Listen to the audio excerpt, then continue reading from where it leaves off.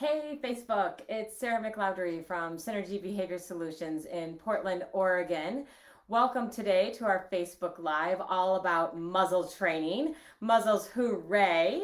My demo dog today is going to be Lindy, my Nova Scotia Duck Towing Retriever. So she's just enjoying a licky mat right now because otherwise she gets a little demanding of my attention when I do these lives. If you've joined me before, you may have noticed.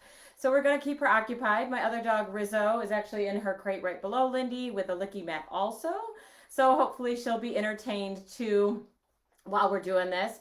So we're going to talk about muzzles today. And there's a lot of misconceptions about muzzles. There's a lot of opinions about muzzles. We're going to talk a little bit about that. And also I want to do some live training on the air. And so the first thing I want to talk about is what we look for in a muzzle. We want a muzzle that the dog can eat, drink, pant, play. Yes, your dog can play in a muzzle, all while wearing the muzzle. It should not impact their daily life, and we want to make sure that they're comfortable in it. So different people have different opinions about how much pant room a dog needs. It also depends on what you're doing with your muzzle on. If you're taking your dog out for a hike on trails and they have human-directed aggression, you're going to need more pant room than if you are just wearing the muzzle to go in and out of the vet, unless your dog, when they're stressed, becomes a big, heavy, panting dog. It all depends on your dog. So we want to make sure that they're comfortable panting, drinking, but these are all skills that we have to work on training. They don't just come naturally, just like wearing the muzzle doesn't come naturally. A lot of times the off-the-shelf muzzles do need some fussing with and adjusting, and there's a number of ways to do that. You can look online. Today I'm going to show you a Baskerville muzzle. That's what I'm holding here. I'm going to hold it here so you can see it a little better. It's what I'm holding. This is for Lindy. This is a size 3, just to give you some ideas. This muzzle, if I was hiking with her, would probably be too tight because it doesn't give a ton of panting room, but it does give some room and some play for her to be able to eat, drink, and pant with it on. It also happens to be the muzzle that I have at home, so that's what we're using today. Lindy has a little bit of muzzle training, not a ton. So I have done 3 different webinars all about muzzle training. We're working on getting those on demand, hopefully soon. And that's the only time Lindy has done any muzzle training is when I was shooting videos for that project. So she has a little bit, not a ton. She doesn't have a lot of duration. So I think that will be helpful for you guys to see some of the activities I do to build duration. So if anybody has any questions while I'm doing this muzzle talk, please feel free to put them in the comments because I want to answer those for you. We had a couple questions already about muzzle training on our Facebook page before the live started, and I want to address those. First to Natasha. Hi, Natasha. Thank you for joining us. She had a question regarding how to start from the beginning, especially with a dog who is fearful of their head and neck being touched. So whenever I start with muzzle training, I'm going to hold it over here again. It's going to be hard for me to remember that, is I always take the straps and pull them out of the way. So there you can kind of see that. So this doesn't look as much like a muzzle and it's not as overwhelming to the dog because I want to first teach the dog how to put their head I told you it's going to be challenging for me, how to just put their face in the muzzle. With a dog who has no preconceived notions about the muzzle, but is afraid of having their head and neck touched, I would probably work on shaping it where I click and treat for them coming closer, getting their head in, holding their head in, and I would build from there. I might use a lure, depends. Also depends on their feeling of the muzzle already. If you have a dog who has been muzzled without training and now is fearful and the muzzle has become a predictor that bad things are going to happen at the vet, that's a very different story, and we need to work on that component first before we can even move on to training. The other question we had was how to deal with the straps, especially with small dogs. So my first thing is I do know somebody who went and had their straps removed from their Baskerville. The Baskerville happened to fit their dog well, the small one, but they did not like how chunky the straps were. And I'm like that too. I have medium-sized dogs. I don't like big hunky buckles and things like that. So they actually took the straps off and they went to a cobbler shoe repair place and they had new straps put on. And for their dog, they actually didn't even like the buckle this is an older style Baskerville with the metal buckle. they didn't like that buckle. So they had a clip put on because they already knew kind of what size their dog was. I also know somebody who had a dog with a very adverse feeling about the clip, and we didn't want to have to deal with training it. So we actually worked on putting Velcro on, very strong industrial type Velcro. And we had it so that they could just loop it through and Velcro it on. And that was actually really effective too. So sometimes you have to do some adjustments.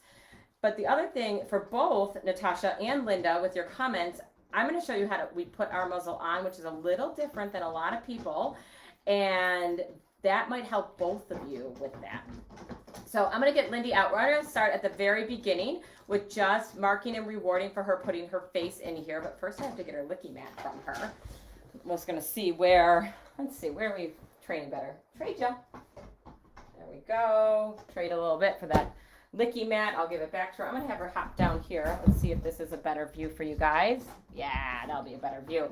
All right, so she's, like I said, she's seen the muzzle before. Lulu, here. Good. All right, so we're going to get some treats out. Yes. And so one of the things I want to do is I want to make sure that I take the muzzle away before the dog is ready. I also want to be very aware of how I'm holding it, that I'm not putting any fingers or anything that's going to poke them. So hold it like a cup. All right. Yes.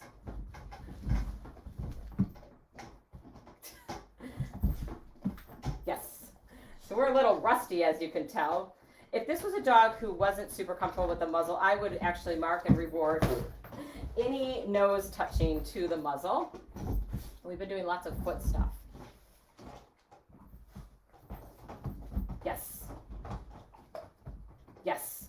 Notice also too that I am not moving the muzzle at all when she puts her face near the muzzle. I'm not trying to help her out. Yes. And she knows how to hold the behavior until I mark. Yes. Good. All right. So that gives you an idea of what we can start with the straps out of the way. I'm going to give her some entertainment for a second there.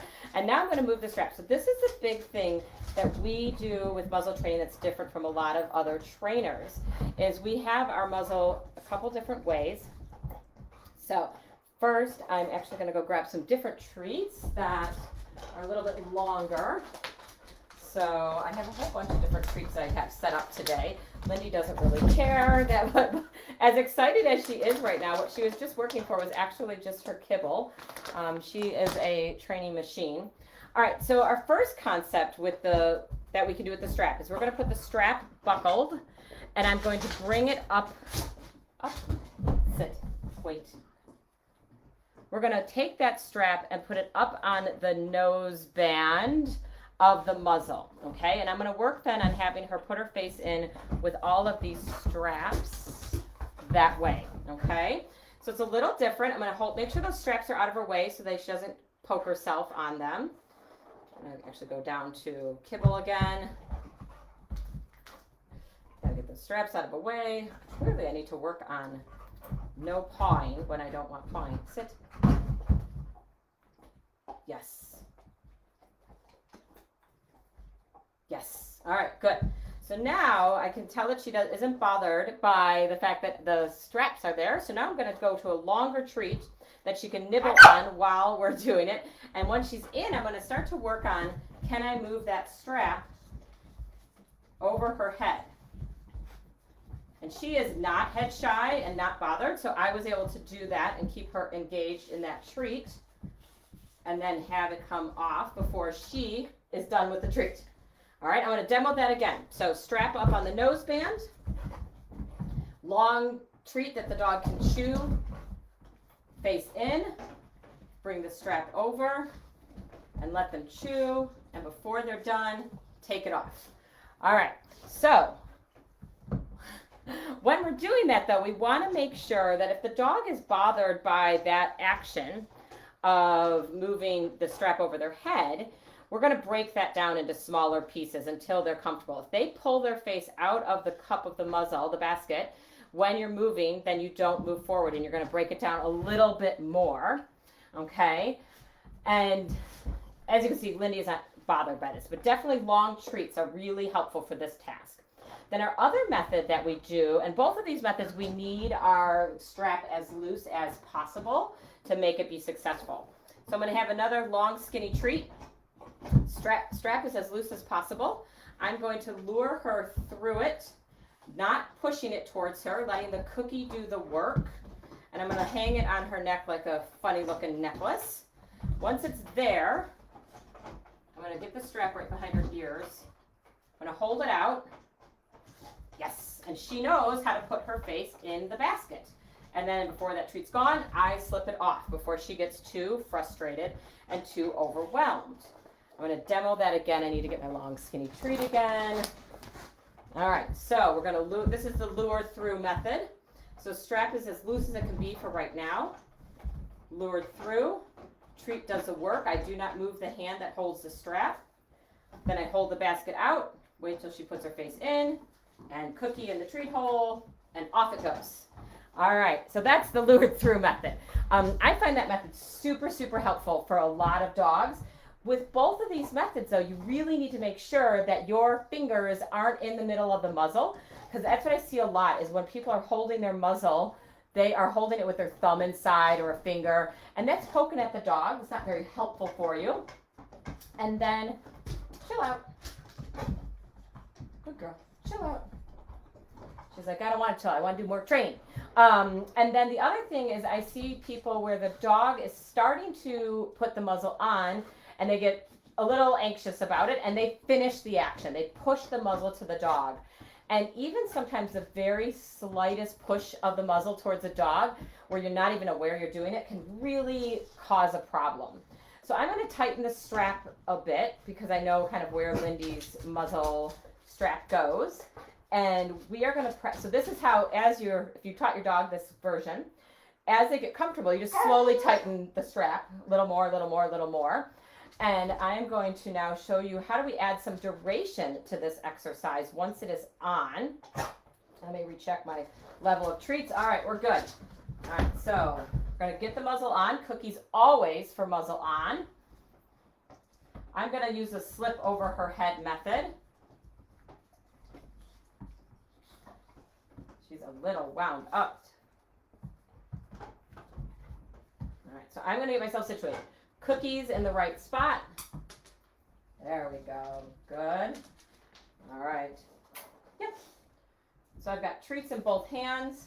And what I'm going to start to do is feed one treat at a time from my hands. And she knows that the treats are there. And so she can just get some duration between the treats. There we go. Whoa. She has not learned how to eat off the ground yet. That is a skill that I will teach her.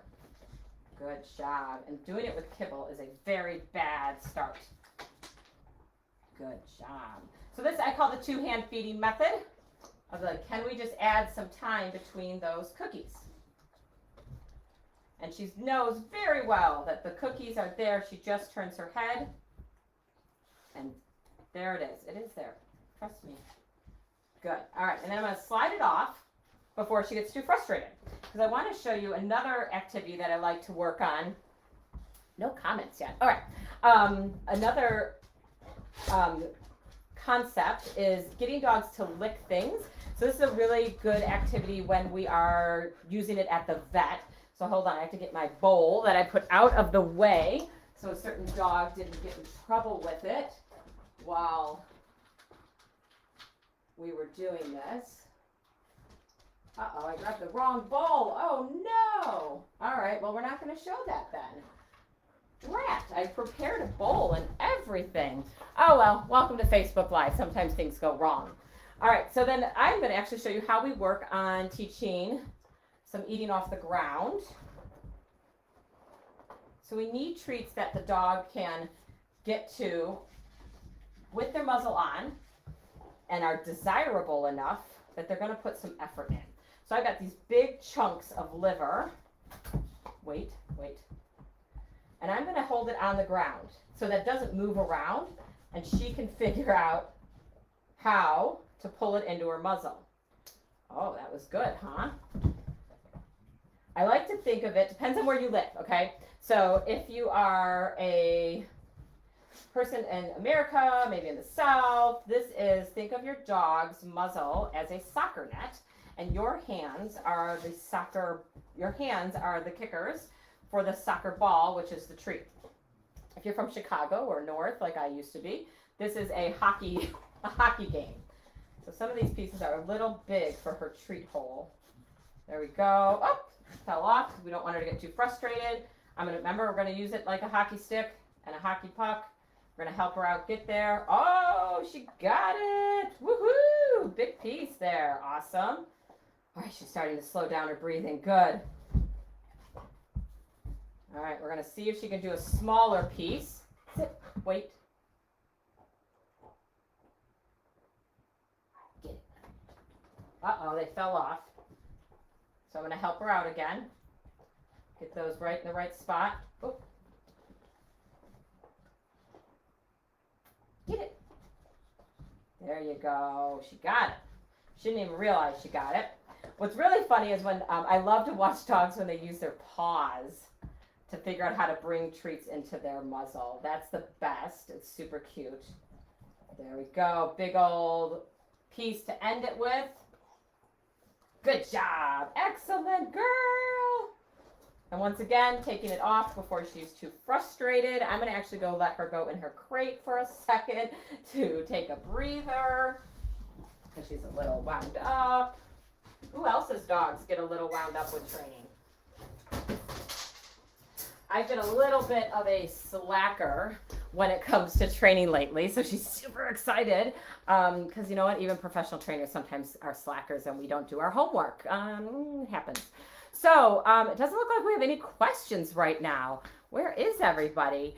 So if you have questions, though, regarding this, please let us know and feel free to put them in the comments. Once again, couple things to remember with our muzzles. We want to make sure that our dogs can eat, drink, pant, play with them on, if they're a dog who likes to play. We want to make sure that they are comfortable in it. We like to think of the muzzle as a safety belt.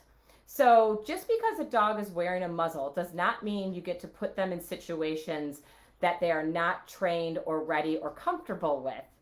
The muzzle is there in case things go wrong. So just like with your car, if you know you have your seatbelt there, that doesn't mean you're going to go crash your car to see if your seatbelt works. But that's what the muzzle is there for. Like I said, there's lots of muzzles on the market. This is the Baskerville Ultra.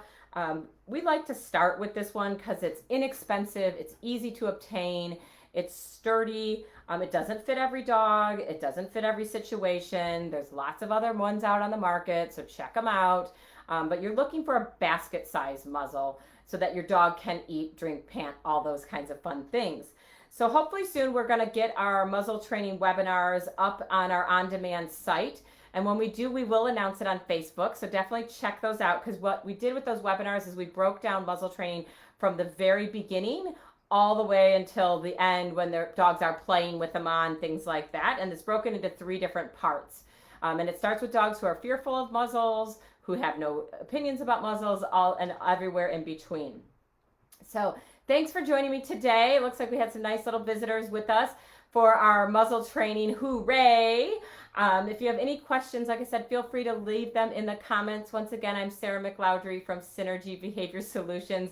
My demo dog today was Lindy the Crazy, Nova Scotia Duck Tolling Retriever, and I hope you have a great day, and we'll see you soon.